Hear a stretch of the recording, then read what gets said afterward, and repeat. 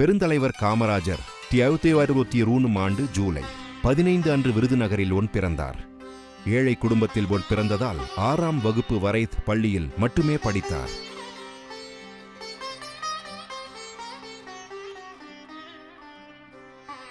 சுதந்திர இந்தியாவின் விடுதலைக்காக போராடி 9 ஆண்டுகள் சிறை சென்றவர்.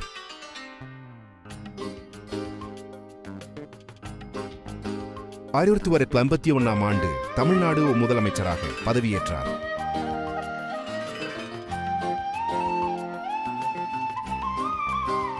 பள்ளி மாணவர்களுக்கு மதிய உணவு திட்டத்தை அறிமுகப்படுத்தி கல்விக்கு முக்கியத்துவம் அளித்தார். கட்டாய கல்வி மற்றும் இலவச சீருடை திட்டத்தையும் கொண்டு வந்தார். கிங் மேக்கர் என்ற பாராட்டை பெற்றார். இந்தியாவின் பிரதமராக 2 பேரை தேர்வு செய்த சிறப்புமிக்க தலைவர்.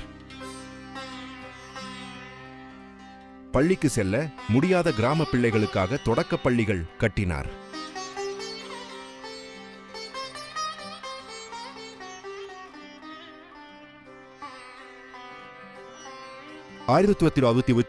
ஆண்டு அக்டோபர் 2 அன்று இயற்கை எய்தினார். அவரது பிறந்த நாள் கல்வி வளர்ச்சி நாள் என்பதாக இந்தியா முழுவதும் கொண்டாடப்படுகிறது.